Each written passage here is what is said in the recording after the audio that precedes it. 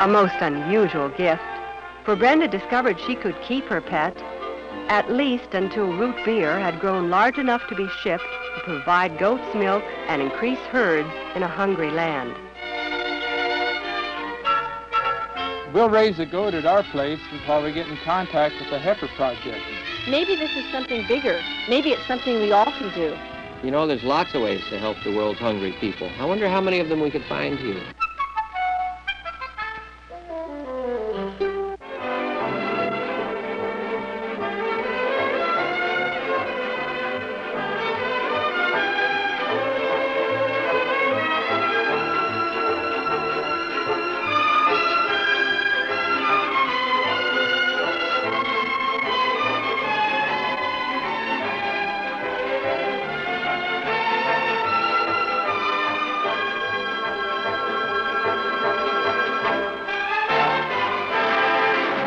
Say, if we can do this at Windsor, why can't we challenge the whole conference to do the same?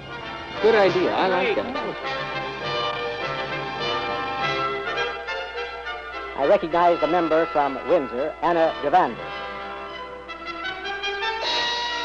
Because we recognize hunger as one of the world's great problems, the Windsor Church challenges every United Methodist Church in the California-Nevada Conference to raise 1,000 animals for this cause and bring them together in one big roundup.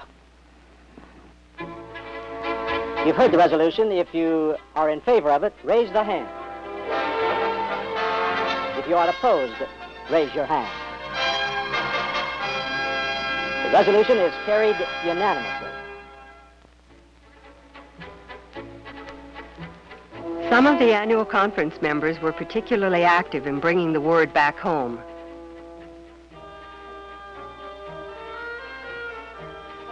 The roundup, as planned to be held at the Alameda County Fairgrounds the following year, got an early start in some of the churches.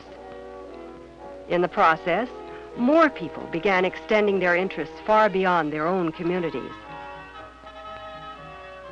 They began to learn about the root causes of hunger and to work out their own ways of doing something about it. In widely separated communities, an awareness was growing that world hunger is our responsibility as a global stewardship. Direction of these efforts was supplied by a newly organized group created by our annual conference, the Hunger Task Force. But already we can see that our job is much bigger than just the 76 Roundup. That's just the start of our whole program. Jack, I believe you have worked out some kind of a definition of objectives. Would you share that with us? Right, Claire. You know, we want to see what we can do first as a conference to get at the problem of world hunger. We want to have a better understanding of what causes world hunger. And then we want to try and find ways to help hungry people in all parts of the world to become more self-sufficient. The Roundup will be just the start of a whole program on world hunger. And we've got to set up a structure for the first year, and we've got to get the groups involved. Dave, what about the support of the Board of Global Ministries? Well, I think you know, Claire, we're right behind you. We're excited by what is happening in annual conferences. For years, decades really, the World Division, National, United Methodist Committee on Relief have provided direct aid in meeting both hunger and its root causes. But now we see in a wider way in which all of the divisions of the General Board, in fact, all the general boards have to work together. And we're excited by what we see this annual conference doing in bringing together the persons who want to hit at lifestyles, at political issues, as well as responding directly. More and more churches began preparing for the Roundup.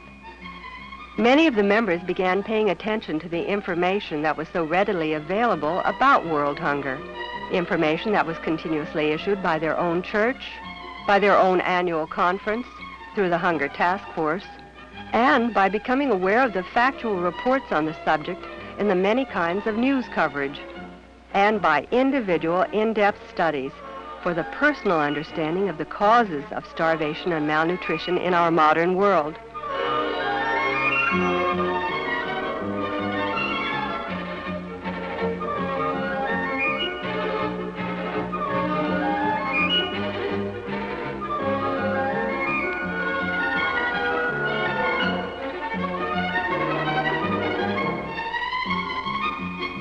As the awareness grew, there was a response of immediate activity. Each church selected its own individual ways of raising money to purchase animals for the roundup.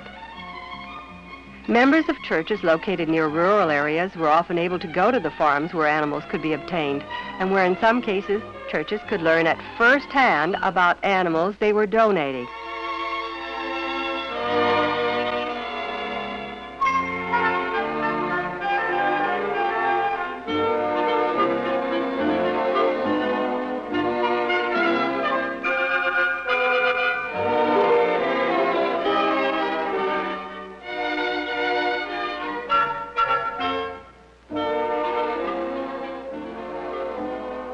Root beer was growing, Brenda was growing, and the Windsor congregation was growing as they developed their World Hunger program.